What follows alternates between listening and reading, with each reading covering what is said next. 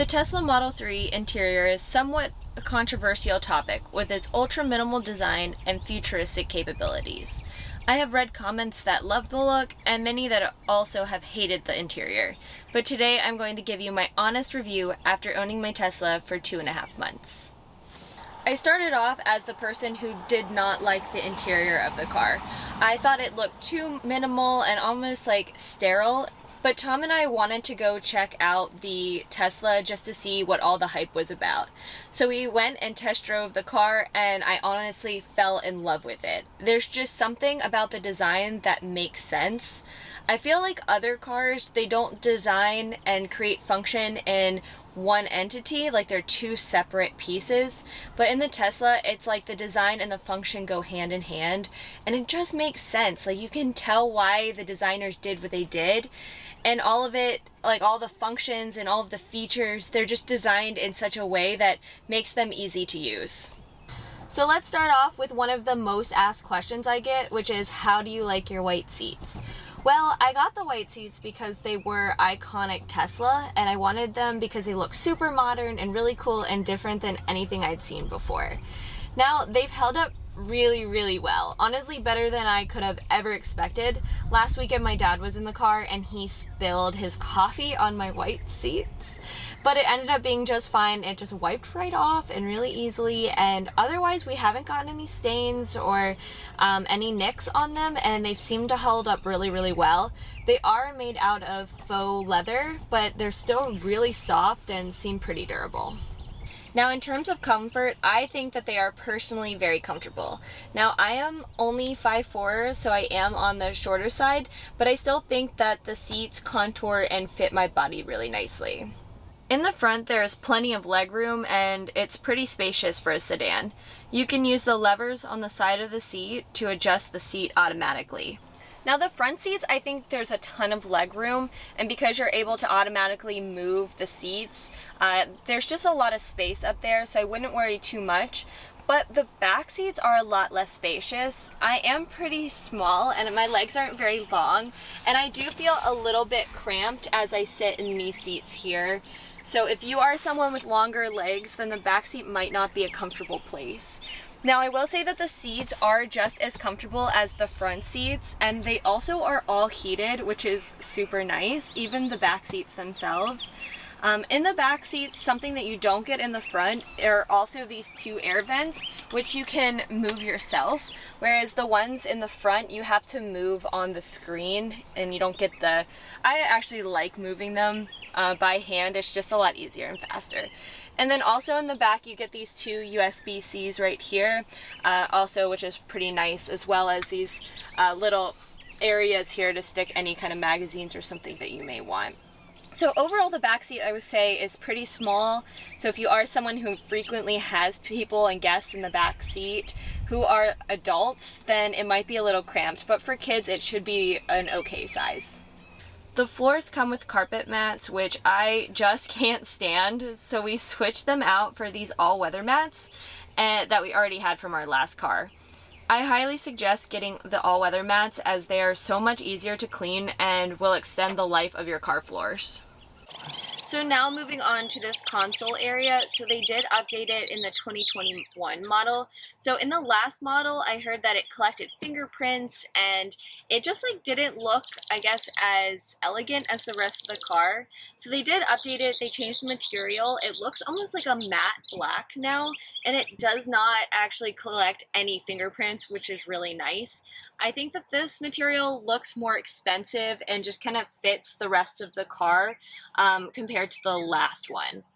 Now this console opens here just like this, and you can put anything inside.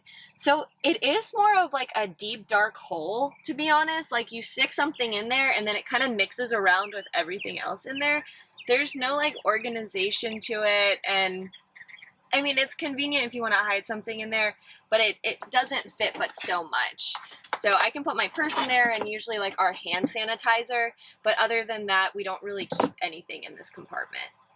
Now, the other gripe I have about this area is that there's like nowhere to put my sunglasses. So I end up putting them here on top, and then when we drive, they just kind of like slide off, which is really inconvenient. So that's my one thing about this whole entire area, is that there's just nowhere to put my sunglasses. So I'm thinking I might get a clip to like clip up here, but I'm not sure yet. So if you guys have any suggestions, please let me know in the comments below what you guys think I should do about my sunglasses. But anyway, so there's also a compartment down under here.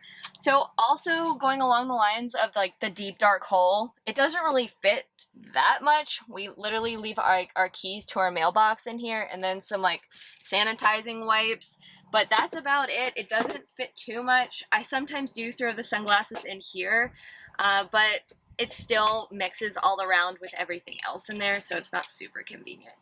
There isn't a space at the top up here, which I thought there would be, but there's only actually the one compartment here and the one compartment here and nothing up top. It's actually like hollow up here. It would be nice, I think, to have like an extra organization section at the top, but they just don't have this in this car. So I have the iPhone 12 Pro Max, and it doesn't really fit in the wireless charging. So they offer two places here at the front of the console in order to do wireless charging, but mine doesn't connect, I think because it is too tall. I will say that if I don't have the case on it, it does connect better, but with the case, it doesn't connect at all. So I would have to take it off in order for it to work. I haven't tried the MagSafe case yet, but I think that that also could help, and I'm planning on buying one just to see if that makes it any better. But I think if you have a standard size iPhone, you shouldn't have any problems, and I really like this functionality. It just doesn't work the best with the iPhone 12 Pro Max. So the Tesla has two main areas of storage. You have the trunk that is behind me, and then you also have the frunk on the front of the car.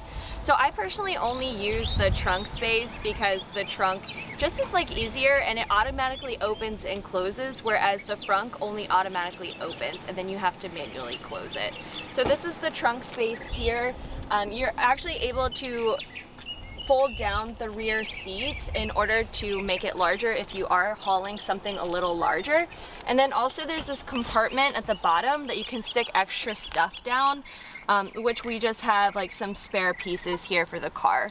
But it's also just like a little bit of extra storage just in case you want to put anything in there. And then also if you are going on a road trip or something, you can also add things to the frunk. And the frunk it's not huge, but it is enough space to maybe put a small suitcase. So this is the front area here. We just keep the mats that came with the car in here just for storage purposes. But if you are going on a longer road trip and you don't have enough storage in the trunk itself, then you can actually put a couple extra bags in the front. Now this wouldn't be a good Tesla interior video without me talking about the glass roof. Now this glass roof is honestly such a sight to see.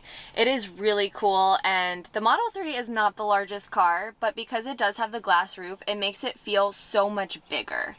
Now the glass roof is also a little bit tinted, so you're not going to get like blinded by the light, but I will say this is one of my favorite features in the car because it does make the car feel so open. At first I thought that the Tesla was a bit too modern for me, but after I test drove it, it has quickly grown on me, and I love this car so much. So if you are on the fence about the Tesla because of the interior, I would highly suggest test driving it just to see if it does grow on you too, once you start to feel it out and understand the functionality behind it. Now, if you guys enjoyed this video, you might also enjoy my 1-month Tesla review, so I will link that above and also in the description below. And also please subscribe if you are interested in other Tesla videos, as I post every Thursday and Saturday. But thank you guys so much for watching, and I will see you in my next video.